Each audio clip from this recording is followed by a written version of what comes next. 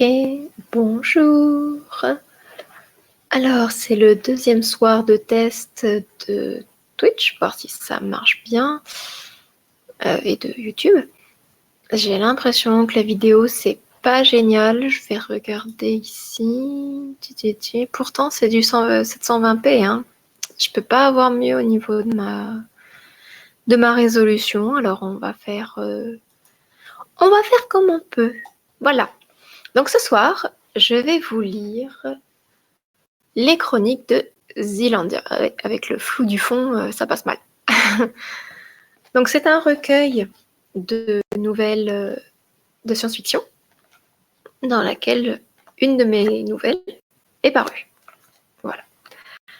Donc, je vais vous lire la nouvelle en question. Vous êtes prêts ?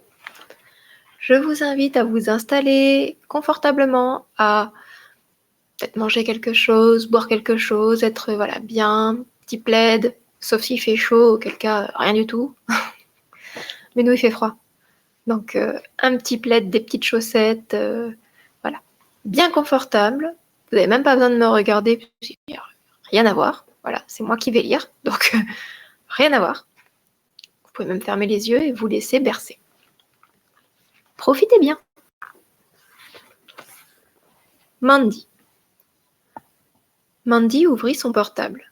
L'œil bleu de l'appareil scanna la rétine de la jeune fille. « Bonjour, Amandine », dit une voix masculine sortie des haut-parleurs. « Bonjour, Didinateur », répondit-elle d'une voix enjouée. Le bureau s'afficha et la voix suave de l'ordinateur demanda. « Que souhaitez-vous faire aujourd'hui ?»« Connecte-moi à Messenger. » « Compris. » La messagerie instantanée s'ouvrit. Aussitôt, 2 messages apparurent. Mandy sourit. C'étaient les 2 qu'elle attendait. « Coucou ma sœur, comment s'est passée ta journée ?» Sa jumelle, Morgane, demandait chaque soir à Mandy comment elle allait. C'était important pour elle de conserver la proximité malgré le fait qu'elles ne vivaient plus ensemble depuis maintenant 1 an. Mandy répondit. « Ça va, métro, boulot, dodo. Oriane ne m'a toujours pas rendu mon agrafeuse. Tu as perdu ton pari. Je te l'avais dit, elle ne le fera jamais. Tu es trop défaitiste et un peu confiance en l'être humain. Pour l'instant, les événements se déroulent en ma faveur. Pas vraiment, c'est toi qui y perds une agrafeuse. Tu vois ce que je veux dire. Bon, je te laisse, je vais me coucher. À demain. Mandy ferma la conversation et ouvrit l'autre fenêtre. Salut ma belle, comment ça va depuis 1 heure ? Camille était le flirt en ligne de Mandy. Cela faisait 6 mois qu'ils correspondaient. Camille tannait souvent Mandy pour la rencontrer, mais elle ne s'en sentait pas prête. Elle n'avait pas parlé de ce flirt à Morgane, et sans son approbation, Mandy ne ferait rien. Ou presque. Salut, oiseau de nuit, tu es prêt pour le travail ? Plus que ça, je suis remontée à bloc, surtout après avoir eu de tes nouvelles. Mandy sourit. Camille l'a touché, toujours en plein cœur. On se voit demain, IRL ? In real life, dans la vraie vie. Est-ce que cette relation tiendrait à l'épreuve de la vraie vie ? Je ne sais pas, je trouve qu'on est bien comme ça. Il m'en faut plus. Classique. Les hommes avaient toujours besoin de plus. Camille reprit. J'ai envie de toucher tes cheveux, de voir le soleil caresser ton visage, d'embrasser tes lèvres charnues. Mandy rougit. Très bien. On boit un café chez Minou sur la place Liberty à 16h. C'est parfait. À demain. J'ai hâte d'y être. Mandy ferma la fenêtre de la conversation. Elle saisit sa tête entre ses mains. Qu'avait-elle fait ? Une musique s'échappa des haut-parleurs et l'ordinateur reprit la parole. Amandine, une information urgente est diffusée actuellement sur tous les médias. Voulez-vous la voir ? Oui, montre-la moi. Une fenêtre s'ouvrit et une vidéo se lança. À la suite de l'explosion de l'usine bactériologique de Zealandia Nord, une alerte rouge est déclenchée. Ne sortez pas de chez vous. Tenez-vous informé de la suite des événements. Une carte du continent remplaça le visage de la présentatrice. Toute la partie nord du continent était en rouge.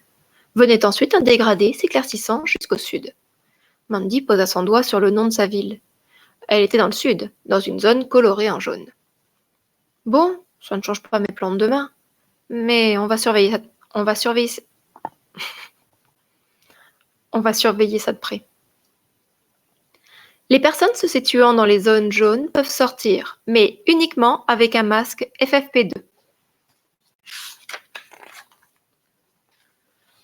Où vais-je bien pouvoir trouver ça encore? Grogna Mandy. Des masques seront déposés dans les boîtes aux lettres de chaque habitant pendant la nuit afin de permettre à chaque travailleur ne pouvant effectuer de télétravail de se rendre sur son lieu de travail dès demain matin. Voilà, problème réglé. La présentatrice se tourna vers son invité, un homme guindé portant une blouse blanche. Docteur Hortensia, pouvez-vous nous en dire davantage sur cet incident? Bien sûr. L'explosion en elle-même n'est pas très grave. Elle n'a causé que peu de dégâts et quelques blessés. En revanche, ce qu'il est plus, c'est la fuite de substances en expérimentation. Quel genre de substance? Le médecin fronça les sourcils et pinça les lèvres. Il porta nerveusement la main à son col et tira légèrement dessus. Comme vous le savez, Zealandia est à la pointe de l'innovation scientifique en matière d'étude des mal. Elle ferma la vidéo et roula des yeux au ciel. Il fallait toujours que les médias fassent dans le sensationnel. Tout au plus, une petite grippe circulerait, et d'ici une quinzaine de jours, on n'en parlerait plus. Elle fut prise d'un doute.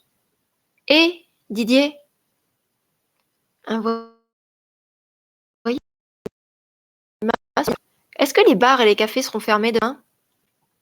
Le voyant clignota. Suite à l'alerte jaune déclenchée il y a quelques minutes, tous les établissements de loisirs sont fermés à partir de ce soir. Mince!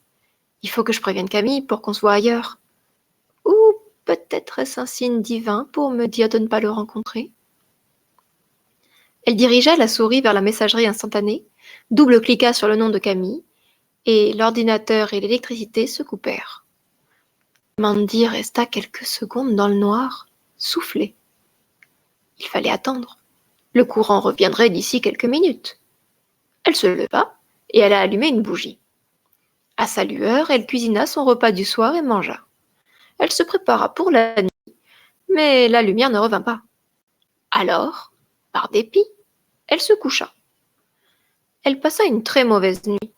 Elle se sentait agitée et n'arrivait pas à bien dormir. Elle se réveillait, tournait dans son lit et se rendormait. Ses rêves n'étaient pas plus tranquilles. Elle y était poursuivie par des monstres ne cherchant qu'à la dévorer. Pourtant, elle était persuadée que ce genre de cauchemar s'arrêtait lorsqu'on devenait adulte. Au petit matin, elle fut soulagée que la nuit soit enfin terminée. Elle se prépara à partir au travail. Son téléphone portable sonna. « Mandy, c'est Morgan. Reste chez toi. » Qu'est-ce qui se passe? Ils ont sous-estimé la menace. C'est plus grave que prévu. Il n'y a du courant nulle part et ce n'est qu'une question de temps pour que les communications ne soient complètement rompues.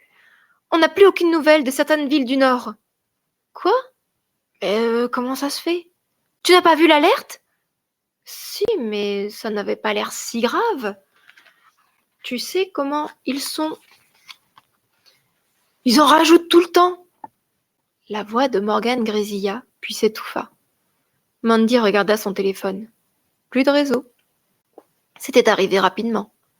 Elle alla à la fenêtre. Dehors, il y avait du remue-ménage. Des gens criaient et couraient. Des voitures klaxonnaient. Elle était à l'abri au 4e étage de son immeuble. Elle reposa ses affaires et alla ouvrir ses placards et son frigidaire. Il lui restait à manger pour 3 jours, tout au plus. D'ici là, les gens se seraient calmés et l'électricité serait revenue. Dommage pour Camille, mais elle préférait écouter Morgan. Elle alla de nouveau à la fenêtre. Dans la panique, des gens cassaient la devanture de magasins et ressortaient les bras chargés. Elle avait même repéré quelques policiers parmi les voleurs. À mesure que les jours avançaient, l'agitation s'accentua, tandis que le courant ne revenait toujours pas. Mandy regardait souvent par sa fenêtre, inquiète. C'était comme une télé-réalité. Une réalité très effrayante. Un matin, elle fut attirée par des hurlements différents de ceux des précédents jours. Un homme, une batte à la main, frappait tous ceux qui passaient à sa portée. Une vieille femme lui tournait le dos. Elle cherchait ses clés dans son sac et ne parvenait pas à les trouver. D'un seul coup, il lui fracassa le crâne. Mandy poussa un cri strident. L'homme leva la tête. Leurs regards se croisèrent. Il avança vers l'entrée de son immeuble d'un air décidé. Mandy se précipita sur sa bibliothèque et la déplaça non sans difficulté devant la porte. Juste à temps. La porte fut secouée violemment. On essayait d'entrer. Comme si cela faisait une différence, Mandy s'assit contre la bibliothèque pour mieux bloquer le passage. Un magazine lui tomba sur les genoux. Elle le reconnut tout de suite. Elle l'avait acheté à cause de l'article qui parlait d'un bunker qui avait été construit dans un camp militaire au sud dans le but d'y effectuer des expériences scientifiques très secrètes. Zealandia effectuait beaucoup d'expérimentations secrètes, que ce soit du côté Punaise, mais c'est la loi des séries. Je reprends, excusez-moi. Zealandia effectuait beaucoup d'expérimentations secrètes, que ce soit du côté médical ou militaire. Et Mandy avait toujours été très curieuse de découvrir les secrets que cachait le gouvernement. Mandy répétait des prières à tous les dieux auxquels elle ne croyait pas qui pouvaient l'entendre. Que cet homme ne rentre pas chez elle, qu'il se détourne d'elle, qu'il s'en aille. Tout à coup, le mouvement cessa. Mandy retint son souffle. Une minute passa, puis deux.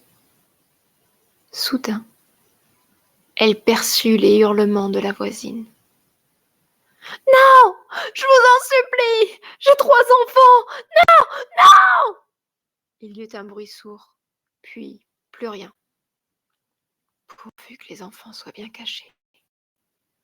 Le cri strident d'un tout petit se fit entendre. Il les avait trouvés. Que devait-elle faire? Leur porter secours? Mais que pouvait-elle faire? D'ici à ce qu'elle libère sa porte d'entrée, il serait trop tard pour les petits. Et si elle sortait, elle perdrait la vie. Elle ne savait pas se battre. Comment pouvait-elle les sauver? Elle ne pouvait pas. Elle les entendit se faire tuer l'un après l'autre, et chaque coup de batte venait enfoncer un pieu au profond de son cœur. « Je ne suis qu'une lâche égoïste, » murmura-t-elle dans un sanglot.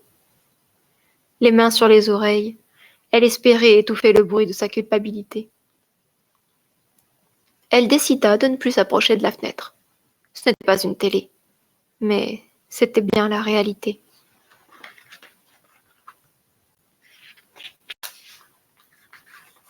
Elle consolida les ouvertures avec des planches de bois prises d'une étagère. Quelques raies de lumière les traversaient, ne la laissant pas totalement dans l'obscurité. Un matin, il n'y eut plus aucun bruit à l'extérieur. Mandy décida alors qu'il était temps de sortir. Franchir le pas de sa porte fut une épreuve. Elle craignait qu'un monstre invisible ne l'attende à la sortie. Mais lorsqu'elle ouvrit, personne n'était là. Elle eut l'impression d'être dans une bulle de protection dans son appartement, et qu'en sortir la mettrait immédiatement en danger. Elle prit son courage à 2 mains et posa un pied dehors. Elle scruta à gauche et à droite. Il n'y avait rien. Elle sortit le 2e pied. Par réflexe, elle referma la porte de chez elle et descendit les escaliers en prenant soin de ne pas regarder l'intérieur de l'appartement de sa voisine. Certaines portes étaient ouvertes et les lieux semblaient inhabités. Arrivée au rez-de-chaussée, la grande entrée qui menait à l'extérieur était détruite, ainsi que toutes les boîtes aux lettres. Plus un seul masque ne restait. Foutu pour foutu, Mandy sortit. La rue était sale. Des taches de sang s'écoulaient dans les caniveaux. Beaucoup de mouches avaient envahi la ville. Elles volaient par nuées et se posaient sur des tas que Mandy préférait imaginer n'être que des ordures. Elle commença à avancer. Où allait-elle? Et pourquoi n'y avait-il personne? Machinalement, elle sortit son téléphone de sa poche. Il n'avait plus de batterie, bien sûr. Elle le rangea au même endroit, un peu dans l'espoir de pouvoir le brancher rentrant chez elle. Elle s'arrêta une seconde et se parla à elle-même. « Allez, ma grande, tu ne peux pas déambuler dans la ville comme une âme en peine. » Elle voulut savoir ce que Morgan ferait, et ce fut la révélation. Elle se rendrait chez sa sœur. C'était de l'autre côté de la ville. Elle en aurait au moins pour la journée. Mais au point où elle en était, que lui restait-il? En chemin, elle trouverait peut-être un magasin ouvert. Mais elle ne, trou- mais elle ne trouva rien d'autre que désolation et solitude. La ville était en ruine et totalement désertée. Où qu'elle aille, pas âme qui vive. S'il n'y avait les mouches, elle se serait demandé si la vie existait encore. Le soleil cognait fort sur sa tête. Les gouttes perlaient sur son front. La chaleur l'accablait. Elle n'avait pas pensé à prendre de l'eau. Elle passa le revers de sa main sur son front pour en essuyer la sueur, et une idée lui vint. Elle n'avait qu'à emprunter les chemins ombragés. C'était un grand détour, mais après tout, c'était ça au cuir. Elle bifurqua et arriva dans une partie de la ville où les bâtiments étaient si hauts que les ruelles étaient totalement à l'ombre. Une odeur nauséabonde lui fit remonter la bile dans la bouche. « Non, je ne peux pas passer par là. Je vais mourir avec cette odeur. Mais en même temps, est-ce que j'ai vraiment le choix ?» Elle pouvait trouver un abri et ressortir lorsque le soleil serait plus bas. Mais ça la ferait marcher de nuit pour rejoindre sa sœur. Après tout, s'il n'y avait personne, elle n'y voyait pas le mal. Elle regarda autour d'elle. Un immeuble au loin semblait moins abîmé que les autres. Elle entra. Pas d'odeur nauséabonde. Elle monta les escaliers. Là encore, des portes sorties de leurs gonds et des appartements laissés à l'abandon. Au 8e étage, elle en trouva un qui avait été épargné. À l'intérieur, tout était propre. Elle décida d'y séjourner pour la journée. Elle fouilla les lieux. C'était l'habitation d'une jeune trentenaire comme elle, célibataire et sans enfant visiblement. Les réserves de nourriture étaient vides et la poubelle pleine. Elle ne devait pas être partie depuis très longtemps. Par chance, il restait une dernière bouteille d'eau. Qu'était-il arrivé à la propriétaire des lieux? Était-elle partie en quête de nourriture tant qu'il faisait jour? La croiserait-elle? Mandy s'assit dans le canapé et ferma les yeux tout en demeurant vigilant. Elle laissa ses pensées vadrouiller dans son esprit. Lorsqu'elle ressortit en fin d'après-midi, son ventre gargouillait. Elle essayait de le faire taire en buvant de l'eau. Il faisait toujours chaud, mais sans le soleil qui tapait sur son crâne, c'était plus soutenable. Mandy avança d'abord d'un pas rapide, puis de plus en plus doucement. Au bout d'une heure de marche, elle regrettait de ne pas avoir de chaussures de sport. Elle n'en avait pas besoin habituellement, le seul sport qu'elle pratiquait était le vélo d'appartement, et pour ça, ses tennis faisaient l'affaire. Mais dans cette marche, elle sentait qu'elles arrivaient à bout de leur fonction. Elle se consola en se disant que c'était mieux que rien. Elle aurait pu être avec ses escarpins, hein, et là, la douleur aurait été tout autre. En croisant l'entrée d'une bouche de métro, elle regretta de ne pas pouvoir y entrer et se rendre directement à la station la plus proche de chez sa sœur. Une nouvelle heure passa et, à bout de force, Mandy s'assit sur le sol. Elle regarda le soleil se coucher. Du coin de l'œil, elle vit passer quelqu'un. Elle sursauta et tourna la tête. Personne. Elle scruta les environs à la recherche d'une ombre ou d'un mouvement. Un homme sortit d'une ruelle. « Mais que faites-vous là ?» gronda l'homme paniqué. C'est que je... Il faut partir! Vous ne pouvez pas rester là! Ils vont arriver! Vous devez vous mettre à l'abri! Qui va arriver? Eux! Les monstres! Il la regardait comme si elle sortait d'une grotte, et c'était tout comme. Elle avait passé tellement de temps enfermée chez elle qu'elle avait loupé une bonne partie de l'actualité. L'homme lui attrapa la main et l'aida à se relever. Ils sortent quand il fait nuit. Il n'y a pas de temps à perdre. Le soleil disparut de l'horizon. Vous avez un endroit où passer la nuit? Non. Enfin, il y a bien chez ma sœur, mais c'est encore loin. Va falloir faire une escale parce que... Une ombre surgit de nulle part, fendit l'air et atterrit sur l'homme. Elle lui arracha la gorge avec ses dents. Prise de panique, Mandy se mit à courir sans demander son reste. Qu'étaient ces choses? Ce n'était pas animal, c'était sans poil ou presque. Des hommes peut-être? Mais pourquoi se comportaient-ils comme des bêtes? Elle courait à en perdre haleine, sans vraiment faire attention où elle allait. Derrière elle, elle entendait du mouvement. Quelqu'un ou quelque chose la suivait, la poursuivait même. Il n'y en avait pas qu'un, ils étaient plusieurs, une dizaine. Elle ne saurait le dire. Son cœur battait si vite. Elle aurait voulu s'arrêter et reprendre son souffle. Mais si elle le ferait, ce serait la fin, je crois que c'est ça que je dis. Mercredi, pardon. Oh là là, je vous gâche le tout, pardon. Non. Ce serait sa gorge qui serait arrachée. Elle était une proie facile. Elle ne savait rien de ce nouveau monde. L'apocalypse s'était abattu sur Zealandia et elle n'en connaissait pas les règles. Y avait-il d'autres survivants? Sa sœur était-elle l'un d'entre eux? Comment ces choses étaient apparues? Mandy tourna la tête pour essayer de voir si elle était toujours poursuivie. C'est alors qu'elle percuta quelqu'un. Elle tomba au sol et se cogna le crâne contre les pavés. Elle entendit le cri de douleur d'un chien et vit plusieurs ombres s'éloigner en courant. Que se passait-il? Pourquoi ces assaillants rebroussaient-ils chemin? Elle tourna la tête pour voir qui elle avait heurté.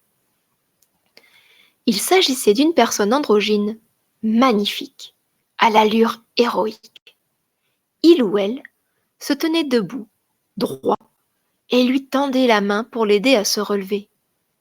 Pouvait-elle lui faire confiance? Après tout, si c'était un monstre, il ou elle l'aurait déjà tué. Elle posa sa main dans celle de l'inconnu et se hissa péniblement sur ses pieds. « Je suis tellement heureux de te voir. Je t'ai attendu pendant des jours. » Il l'avait attendu? Mais qui était-ce? Pardon, mais on se connaît? Je suis Camille. Tu es bien Amandine. Je t'ai reconnue sur ta photo de profil. On avait rendez-vous ici il y a quelques jours, tu te souviens? Son rencard. Il était venu et il l'avait attendu pendant tout ce temps. Elle se sentit immédiatement coupable. Oui, c'est moi, Mandy. Comment as-tu repoussé les monstres? Il enleva de son cou un chapelet d'ail. Il ne supporte pas l'ail. Tiens, mets celui-ci. Il lui en passa un autour du cou. Il faut aller chez ma sœur. Je ne sais pas si elle s'en est sortie, mais dans le doute, il faut la prévenir, l'aider. Très bien, allons-y. On ne devrait pas se cacher. En marchant la journée, ces êtres ne pourront pas nous attaquer. Il y a deux espèces de créatures, celles qui attaquent la nuit et celles qui attaquent le jour. Pourtant, je n'ai croisé personne aujourd'hui. Tu as eu de la chance. Crois-moi, les plus féroces sont celles-là. D'autant que je connais le point faible des nocturnes. Il désigna son chapelet d'ail.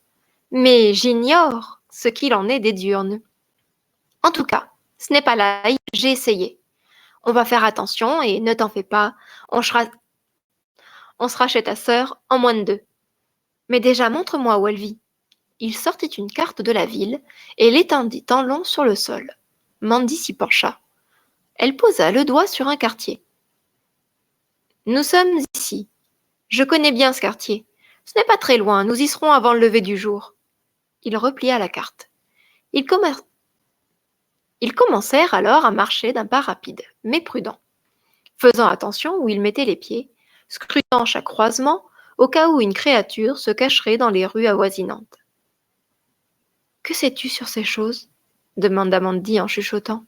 « Lorsque l'usine a explosé, Elle a laissé échapper 2 virus qui ont transformé une partie de la population en créatures diurnes et l'autre en créatures nocturnes. Ensuite, les créatures se sont soit nourries des survivants, soit les ont mordus pour les transformer à leur tour en créatures.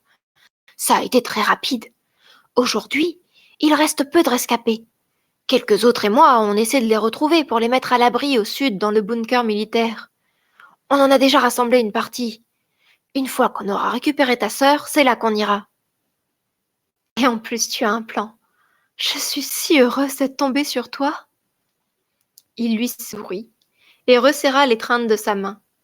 Elle aurait dû écouter la suite de l'intervention du médecin.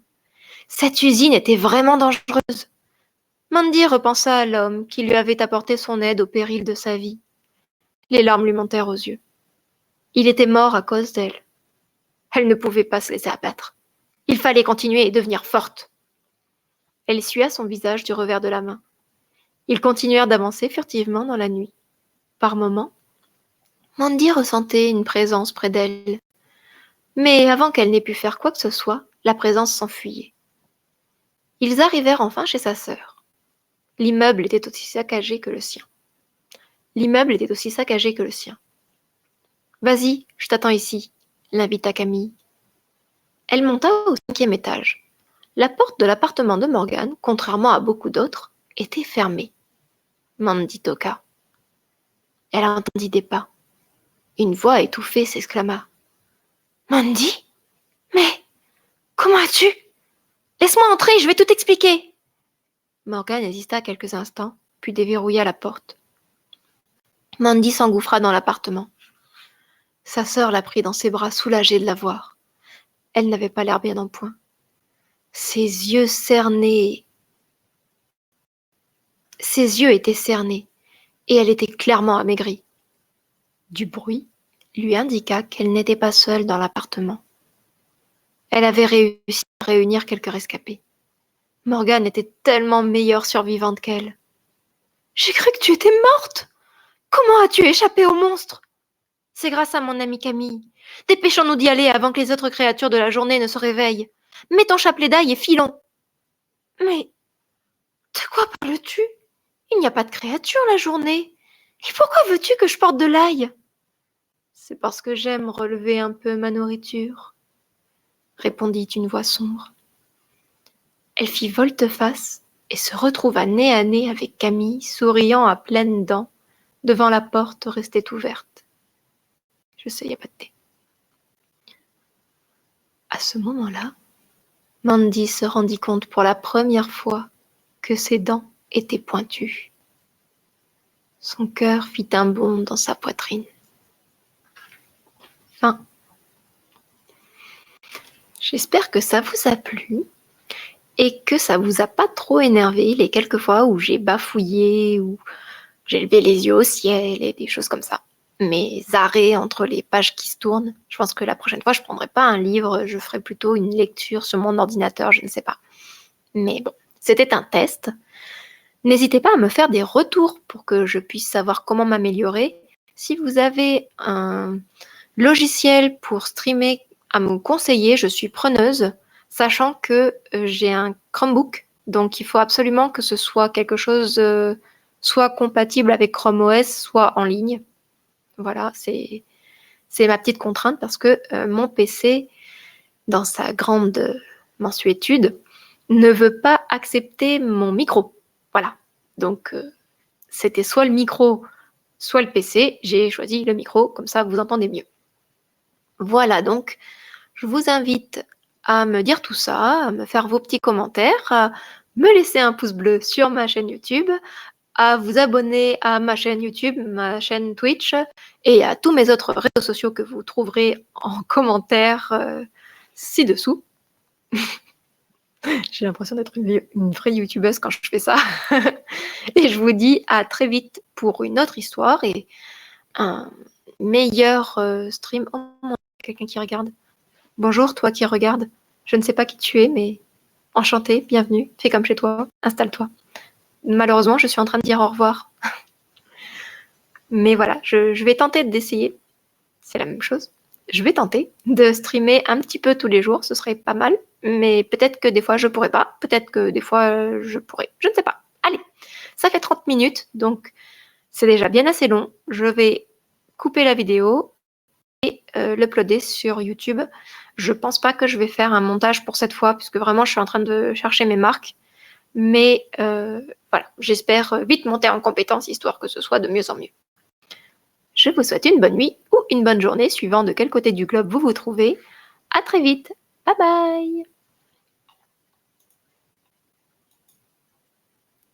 Touc.